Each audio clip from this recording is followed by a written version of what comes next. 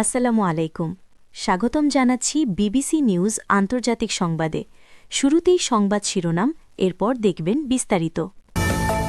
যুক্তরাষ্ট্র ইরানের প্রথম দফার আলোচনা শেষ। যুক্তরাষ্ট্র ইরান বৈঠকে সভাপতিত্ব করেন পাকিস্তানের সেনাপ্রধান। ইরানের সম্পদ ছাড়ের বিষয়ে রাজি যুক্তরাষ্ট্র।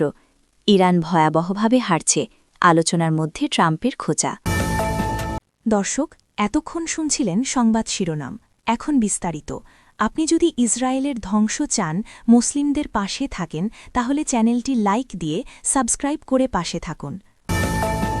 যুক্তরাষ্ট্র ইরানের প্রথম দফার আলোচনা শেষ।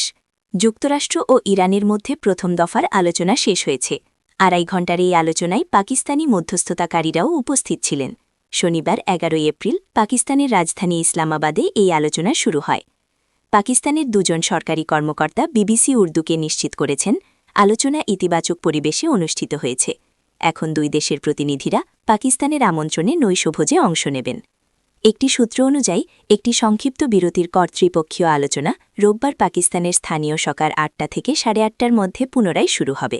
আল জাজিরা বলছে, রুদ্রদ্বার বৈঠক হয়েছে। ধীরে ধীরে তথ্য আসছে, কিন্তু তা তাৎক্ষণিকভাবে যাচাই করা খুব কঠিন। আরও অপেক্ষা করতে হবে কি ঘটে। সরাসরি আলোচনা প্রায় 2 ঘণ্টা চলে। এরপর নৈশভোজের বিরতি দেওয়া হয়েছে। আবার এই আলোচনা শুরু হবে, তবে ঠিক কখন তা শুরু হবে তা নিশ্চিত করতে পারেননি আল জাজিরার প্রতিনিধি। এদিকে যুক্তরাষ্ট্রের প্রেসিডেন্ট ডোনাল্ড ট্রাম্প 8 এপ্রিল ঘোষণা দেন, পাকিস্তানের প্রধানমন্ত্রী শাহবাজ শরীফ ও ফিল্ড মার্শাল আসিম মুনিরের সঙ্গে তার কথোপকথনের ভিত্তিতে তিনি ইরানের উপর বোমা হামলা ও আক্রমণ 2 সপ্তাহের জন্য স্থগিত করছেন। এই প্রেক্ষাপটে শাহবাজ শরীফ এক বার্তায় লেখেন, গভীর বিনয়ের সঙ্গে আমি আনন্দের সংবাদ জানাচ্ছি যে ইরান ও যুক্তরাষ্ট্র তাদের তাৎক্ষণিক যুদ্ধবিরতিতে সম্মত হয়েছে।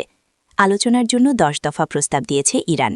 এ প্রস্তাবের বিষয়গুলো নিয়েই প্রাথমিক আলোচনা হওয়ার সম্ভাবনা সবচেয়ে বেশি। যুক্তরাষ্ট্র ইরান বৈঠকে সভাপতিত্ব করেন পাকিস্তানের সেনাপ্রধান। যুক্তরাষ্ট্র ও ইরানের মধ্যে প্রথম দফার আলোচনায় ইতিহাস গড়েছেন পাকিস্তানের সেনাবাহিনী প্রধান ফিল্ড মার্শাল আসিম মুনির। তিনি সরাসরি ত্রিপক্ষীয় বৈঠকে সভাপতিত্ব করেন।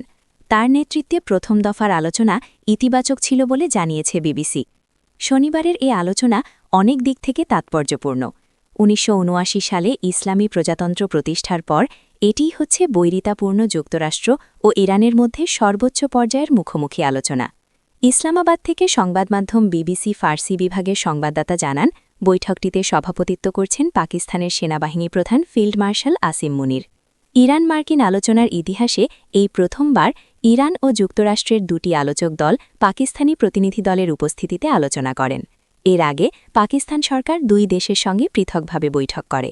তবে কিছু আন্তর্জাতিক সংবাদমাধ্যম এখনও পরোক্ষ না প্রত্যক্ষ আলোচনা হয়েছে তা নিশ্চিত করতে পারেনি।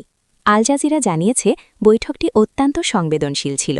যেসব তথ্য আসছে তা তাৎক্ষণিক যাচাই করার কোনো উপায় রাখা হয়নি। ইরানের সম্পদ ছাড়ের বিষয়ে রাজি যুক্তরাষ্ট্র। আলোচনার প্রথম দিনেই সুখবর পেল ইরান। ইরানের স্থগিত সম্পদ ছাড় দিতে রাজি হয়েছে যুক্তরাষ্ট্র। ইরানের প্রতিনিধি দলের ঘনিষ্ঠ সূত্রের বারাত দিয়ে আল জাজিরা এ তথ্য জানিয়েছে। সূত্র জানিয়েছে, সম্পদ ছাড়ের বিষয়ে সিদ্ধান্ত হওয়ার পর ইরান আলোচনায় অংশ নিয়েছে। যদিও যুক্তরাষ্ট্র এই বিষয়ে সম্মত হয়েছে কিনা তা জানায়নি। এদিকে ইরানের পররাষ্ট্র মন্ত্রণালয়ের মুখপাত্র ইসমাইল বাগাই বলেছেন, একটি মার্কিন ডেস্ট্রয়ার সংযুক্ত আরব আমিরাতের ফুজাইরা বন্দর থেকে হরমুজ প্রণালীর দিকে অগ্রসর হচ্ছিল, যেটি ইরানের সশস্ত্র বাহিনীর নজরদারির সম্মুখীন হয়। এই তথ্য দ্রুত পাকিস্তানে থাকা ইরানি আলোচক দলকেও জানানো হয়। শনিবার 11 এপ্রিল এক প্রতিবেদনে এই তথ্য জানিয়েছে ব্রিটিশ সংবাদমাধ্যম বিবিসি। একই সময়ে অ্যাক্সিওসের সাংবাদিক বারাক রাবিদও মার্কিন কর্মকর্তাদের উদ্ধৃতি দিয়ে জানান, মার্কিন যুদ্ধজাহাজগুলো হরমুজ প্রণালী অতিক্রম করেছে। যদিও ইরানের তাসনিম বার্তা সংস্থা এক অজ্ঞাতনামা কর্মকর্তার বারাতে প্রতিবেদনের এই তথ্যটি অস্বীকার করেছে। ইরান ভয়াবহভাবে হারছে, আলোচনার মধ্যে ট্রাম্পের খোঁচা। পাকিস্তানের ইসলামাবাদে যুক্তরাষ্ট্র ইরানের আলোচনা চলছে। এর মধ্যে মার্কিন প্রেসিডেন্ট ডোনাল্ড ট্রাম্প বলেছেন, চলমান সংঘাতে ইরান ভয়াবহভাবে হারছে। শনিবার 11 এপ্রিল তার নিজের মালিকানাধীন ট্রুথ সোশ্যালে এ সংক্রান্ত পোস্ট দিয়েছেন তিনি। পোস্টে ট্রাম্প দাবি করেন, গণমাধ্যম কর্মীরা সবসময় বলছেন ইরান জিতছে, এটা বলতে তারা ভালোবাসেন, অথচ বাস্তবে সবাই জানে তারা হারছে এবং খুব বড়ভাবে হারছে। এরপর সংঘাত চলাকালে তার প্রশাসনের করা দাবিগুলো তিনি আবারও তুলে ধরেন। তিনি লেখেন, তাদের ইরানের নৌবাহিনী শেষ, বিমান বাহিনী শেষ, আকাশ প্রতিরক্ষা ব্যবস্থা কার্যত নেই, রাডার ব্যবস্থা ধ্বংস, তাদের ক্ষেপণাস্ত্র ও ড্রোন কারখানাগুলো সহ ক্ষেপণাস্ত্র ও ড্রোনের বড় একটি অংশ ধ্বংস হয়ে গেছে।